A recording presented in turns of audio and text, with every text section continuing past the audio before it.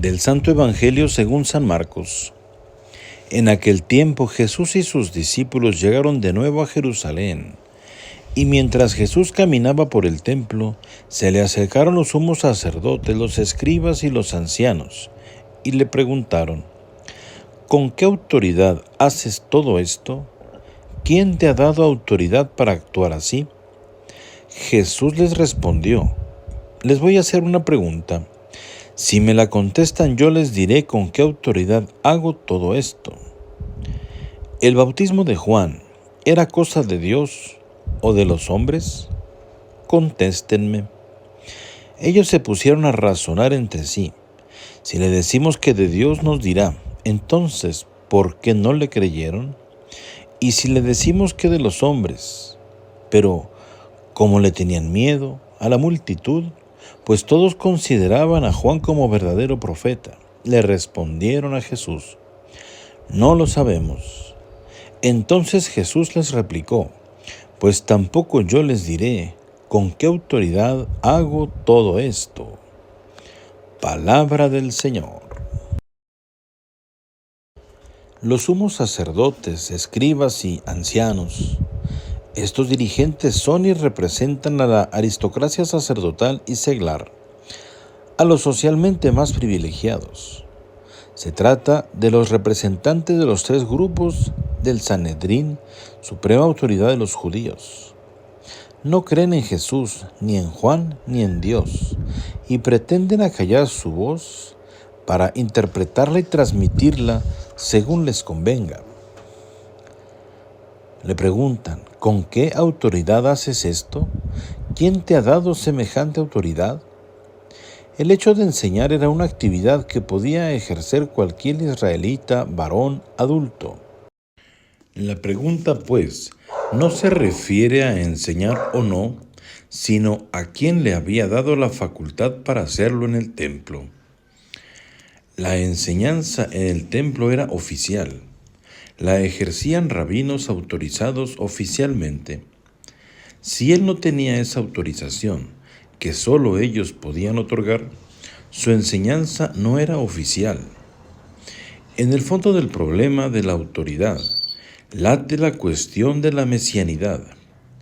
Jesús se ha comportado y sigue comportándose como si fuera el Mesías, el encargado de juzgar lo que conviene para el culto de Dios. Toda su influencia está en juego. Así pues, va al grano. Jesús, al estilo de los debates rabínicos, hace una contrapregunta para conducirlos a una respuesta. Pretende hacerles entrar en sí mismos, examinar la finalidad de su intervención.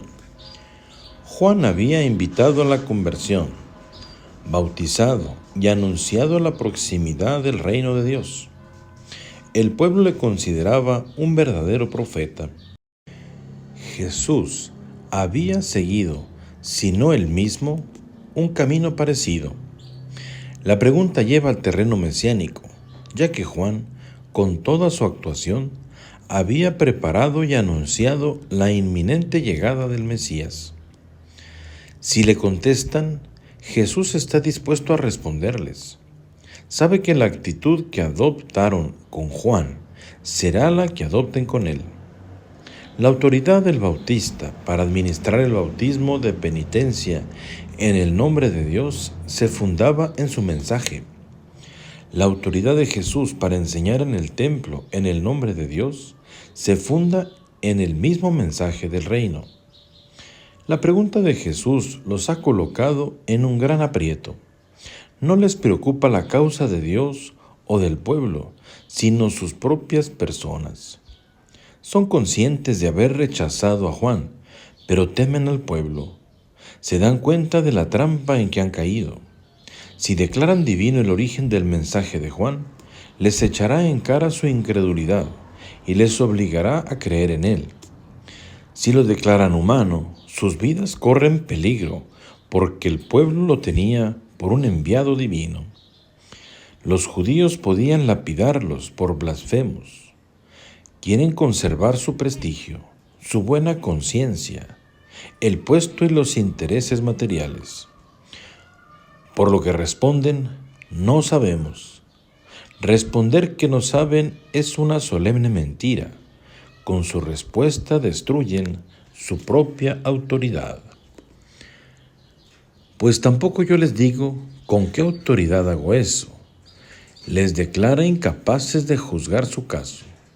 Si después de todo lo que vieron y oyeron del Bautista, no se decidieron a formar un juicio y a creer en él, ¿cómo lo van a hacer con Jesús, con quien han actuado y seguían actuando de la misma forma?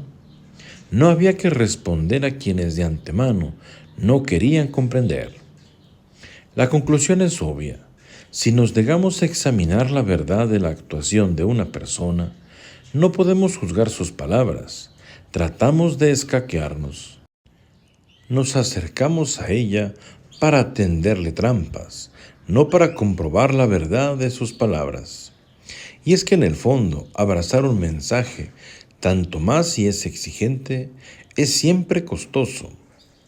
¿Qué precio estamos dispuestos a pagar para comprometernos?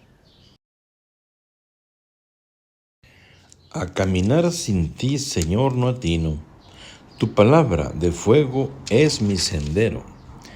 Me encontraste cansado y prisionero del desierto, del cardo y del espino. Descansa aquí conmigo del camino, que en Emaús hay trigo en el granero. Hay un poco de vino y un alero que cobije tu sueño, peregrino. Yo contigo, Señor, herido y ciego, tú conmigo, Señor, enfebrecido. El aire quieto, el corazón en fuego. Y en diálogo sediento y torturado se encontrarán en un solo latido, cara a cara tu amor y mi pecado. Amén.